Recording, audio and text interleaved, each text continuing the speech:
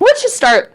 How has leadership shifted in the age of AI? What does that change look like for those of us who aren't necessarily leaders? I mean, I think the shift is well underway, right? And it's been going on for a long time. So, I mean, I've been working with senior leaders on sustainability questions for 15 odd years now. And in that time, I think what we've all seen is what it takes to be a leader has changed significantly. The different kinds of pressures that leaders now have to deal with, the different kinds of decisions that they have to make, the kind of stakeholders that they have to engage with that they didn't even know were stakeholders 5 years ago, the number of societal issues that have become urgent, critical business issues, it's just completely different. And is AI one of those? Does AI make the job of a leader harder? AI comes in on top of all of that, and is kind of massively disrupting everything. But in some ways, AI's could be potentially a bit of a secret weapon here too. And actually, I think the real question when it comes to leadership and business is how long is it going to be before we actually get our first AI CEO, right? Which makes you wonder, what is it that is important about being a human in leadership? Maddy, before we ask you the same question, do we actually want an AI CEO? Is that something we should be looking forward to, or is that something we should be saying, actually, that sounds like the worst possible option? I think these kind of points get potentially a bit gimmicky, everybody's talking about that question, and of course it's a relevant one. I think in some ways leadership has shifted in utterly terrifying ways in all sorts of places, certainly from a geopolitical perspective.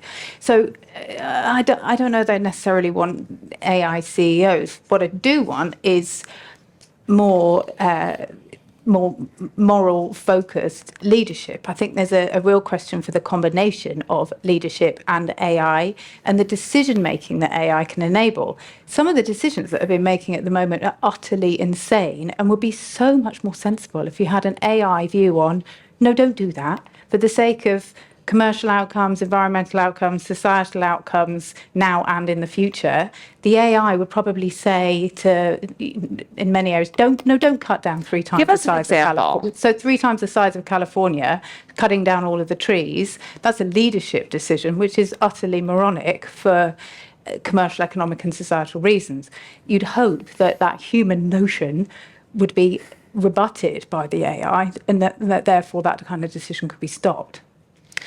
Mansoor, if you were to ask if I were to ask you what has changed in the way a leader has to think in a world that has AI, what would you say the major shifts are? Yeah, so thank you. So AI as a disruptor, magnifier, amplifier, or whatever we call it, I mean, what we see is that it is far beyond the technological change that we are talking about, right? So, for example, first time calculator came in, wow, it was fantastic. Then, microwave, it can warm the food, crazy. And then, industrial revolution that we saw different phases. But what we are seeing that AI is far more than just a technological change, number one. Number two, with that thing in the picture, in terms of leadership, what the research that I'm looking at is that there are a lot of specialist roles, as we see, are being taken up by AI. For example, the last meeting that I had with one of the law firms, so they said that their speed has gone up by 2.5x. The reason being that a lot of contractual paperwork in terms of reading and drafting can now be done with AI. So if AI can take specialist roles, there is a new demand that is growing up.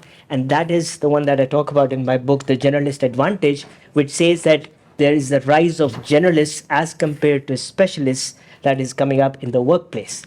So it sounds like you don't think we're going to have a CEO that is AI, an AI CEO. What you think is that CEOs need to make decisions around the fact that specialists are going to become replaceable by AI. Is that correct? To an extent. But I have a case study on this. We recently did a case study on this. So there was a simulation. So on that simulation, so human CEO, so 3 CEOs, they took some decisions on that. And then we looked at the productivity in terms of sales revenue and the employee productivity at workplace. And then we compared that with the AI bot making decisions. So the productivity went up by 2.5% again, right? And then 2.5 times again instead of 2.5%. And then what we did was, the third situation was where we augmented a human CEO with the AI, like the model, the work that we talk about, Copilot. So the augmentation model, so the productivity went up, the employee productivity and sales revenue in general, it went up by 7 times. So I think the key here is not that human CEOs or AI CEOs, it's the augmentation that we are talking about. So, John, how do you strike the balance? What do you want from your human CEO versus your AI CEO in this nice amalgamation? I actually see it slightly differently. I think the augmented leadership, I think, is a very interesting paradigm for today. But if you think about what human intelligence actually is, how it actually works, right? I mean, the evolution of very specialized systems in our brain that evolved in order to now allow us to kind of catch stuff and throw stuff and spot danger and spot friendly faces, and more advanced tasks like natural language processing and pattern recognition.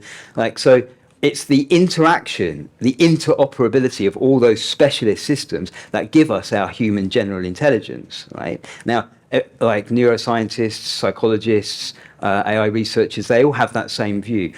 What does that mean for a company?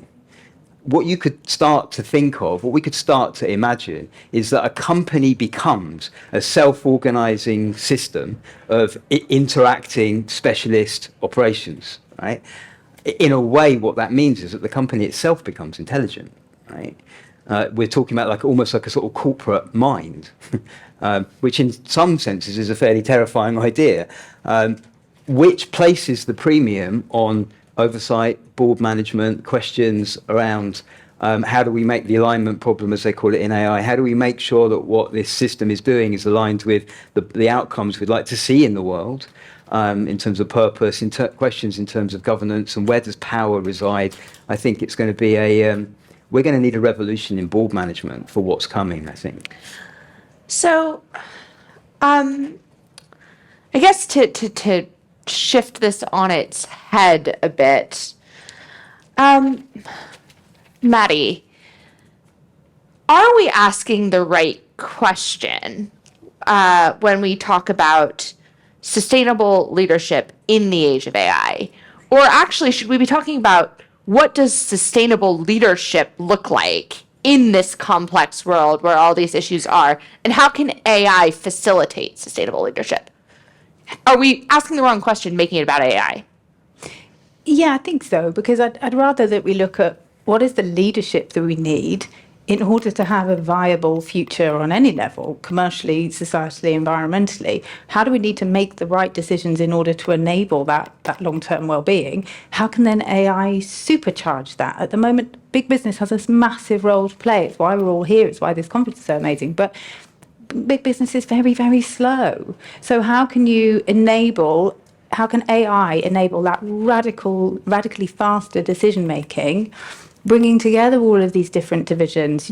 Everybody's siloed. Sustainability, marketing, legal, compliance, supply chain is so siloed. If you can create that kind of intelligence and the connections supercharged, it will speed us up in a way that we just desperately, desperately need. We can't go so slowly. Where have you seen successes in that speeding up and supercharging? Do you have examples of where either your organization has been able to capitalize on that, or where you've seen other organizations capitalize on that? Yeah, definitely. I think there's a whole theme within sustainability that's about transformational relationships, and we really need to look at that, because it's great that the majority of the audience here is for sustainability. It's putting the spotlight of it, of course, but that has to be systemic through the whole organisation. So Flourish has developed a platform whereby we're able to bring together sustainability, marketing, legal, compliance, so you can sustainability teams can turn their work into brand value, marketers can turn their work into campaigns without greenwashing, and the legal teams can actually enable campaigns to go to market. If you haven't got AI to make that work, it's an absolutely monumental nightmare, because the greenwashing laws are so huge. They're like a 10-story building high. They can't, in an earthquake with no page numbers, as one client referred to it. So AI can cope with that information and bring all of those different team members together. Mansoor, where do you think AI is not being effectively used in leadership right now? What would you like to see change in how there is an approach to capitalizing on this technology? Yeah, so I think, AI is here to not to replace us, but inform us, right? And as we all understand, AI is the tool, not the decision maker. When we talk about leadership and strategy and innovation in organizations, right? And certainly we talk about the terms like hallucinations and, excuse my language, botshit, the term as it's now legally defined as well, where AI hallucinates and comes up with bias and the prompts and the answers which are not accurate or not addressing to the question. So the point is that in that particular perspective, if I look at the question and just going back one step, when you asked, that are we asking the right question? That how does leadership look like in the age of AI? The research that I've done and the one that I've pictured here is that in the near future, and I'm talking about near future rather than future because the pace of AI is so fast that if I talk about 10, 15 years plan, it will fall on myself and like hitting the nail on its head. But what I see through research is that the rise of individual contributors in the workplace is going fast as compared to team leaders. Because if AI can take specialist roles, so an individual contributor who manages 3 out of 7 tasks at work, individually, projects or tasks. So the rise of that will increase because when a human or manager or leader, when they work with AI, so individual contributors increase as compared to the team leader increase. That is the shift that I see in terms of leadership in the age of AI. And I think it's to a great extent sustainable moving forward. I'm going to challenge you a little bit. So I think, and looking at the US, looking at the rise of what we might call the kind of super wealthy, big business oligarchs, for lack of a better word, a lot of them come out of the kind of tech and innovation industry. Do we run the risk in this world of AI that actually the people who come to the top, the people who become leaders, not only of companies, but also of countries, of general decision making, are the big tech bros, and we lose all kind of facet of sustainability, of diversity, equity, and inclusion, of a human first approach?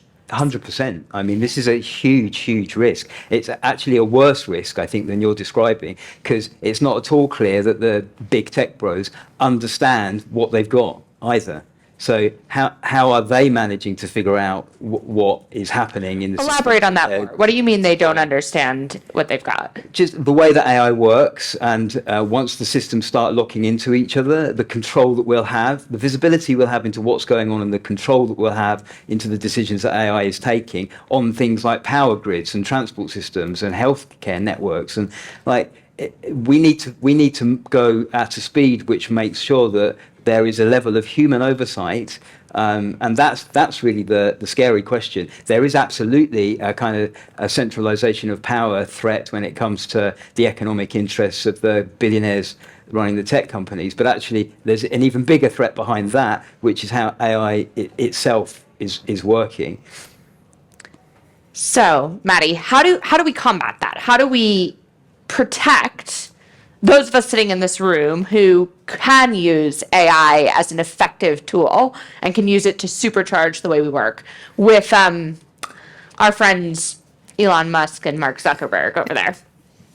Well, yeah, to our chat earlier, and Jon, everything you shared here, I think the thing that it feels like some kind of horrific horror film, the idea of the tech bros being supercharged. We do not need them en masse and at scale. In order to create a sustainable world, our most important thing is to deliver on the UN SDGs. It's the world's to-do list. And I truly believe that for that, we need more feminine leadership. There's endless evidence of that. We need democratic and mindful, that kind of conscious leadership. We need a huge amount more of that in business and in government. And that is radically different to the tech bros. and the tech bros on tech steroids. We don't. Please not that. Please not that. That really is a horrifying vision, the tech bros yeah. on tech I mean, steroids. he says we want a more macho business culture. Exactly. Yes, but there is a lot of evidence to show, and also, their share price proves that beautifully. Mansoor, what would you like, what would your vision of the perfect sustainable AI leadership function, what would it look like? Yeah, but far from To perfect. move away from the Yeah, supercharged yeah. tech bros.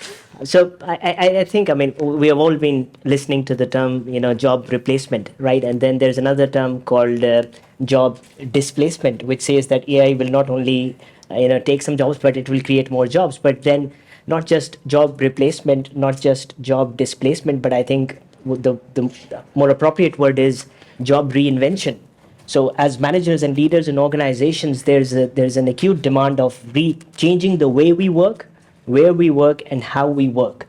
And I see that leaders are struggling in organizations, especially in multinationals, through my research, that where to go. There's a lot of AI anxiety. There's a lot of hand-holding needed. There's a lot of upskilling, reskilling, that sort of thing needed. So to answer your question in part, that how can we make it safe in terms of leadership? So what I see through my research is that generalist leaders, those who have broad and integrative mindset as compared to specialist mindset, will have a better position in the near future. Any questions from the audience? All right, we have one in the front here. Maxine, do we have a microphone? Thank you. The lady in the gray jumper in the front. Thank you everyone for your thoughts. I have a question, given that we're talking about leadership, but also what do we think about our leaders of the future, given that teenagers, for example, nowadays, they're very digitally savvy, using technology in all sorts of scenarios, they don't go outside, etc. And we have seen probably not so long ago, maybe 10, 15 years ago, that all the statistics showing that young people are leaving school without having the right problem solving, critical thinking skills and so on. And it seems that perhaps tools like generative AI is only going to make that problem worse. So what would that look like for our leaders of the future, where we are taking away that capacity to which was already a problem and perhaps making it worse in terms of preparation for the future? One way of viewing that is an awful lot of leaders, certainly within this country, went to the most expensive school in the country and they're dreadful at making decisions. So it's not always the human answer. Yeah, I mean, answering your question in addition to this, recently, it's about to be published. I think it's next month. The book, when it's coming out, the Generalist Advantage. In that, I'm proposing a near future readiness index, which is based on 8 indicators of the future, especially in the age of AI. And 4 of them, as I can recall, are in terms of what you're saying. So one is that there will be a need of contextual intelligence. Right? So how do we make connections? How do we draw dots based on different disciplines and different domains that I'm part of? So if I'm too specialist, too siloed, then I may not have very good contextual intelligence. In addition to that, there will be a need of cognitive flexibility. So do I have agility and flexibility to move and change based on how things are changing? And then there's critical thinking, as you said rightly, and then big picture thinking as number 4, and then there are 4 other elements. So in short, the answer is that the delta is huge, the change is huge, and I think Gen Z and the different generations that we are seeing at the workplace, they are doing far better and helping us, in terms of improving and winning this AI game. John? I have a thought which there's a kind of paradox here, I think, which is that the more pervasive tech becomes in our lives, the more pervasive AI becomes, I think the more of a premium we're going to see on human factors in the world. I really do. I think, especially interpersonal factors like trust and inspiration and humor and teams and team spirit. And I think there's a whole bunch of things, a whole bunch of questions that are going to start emerging actually about what does it mean to be a human. And I think that's really positive. Thank you so much. A round of applause for our panelists. We're over time.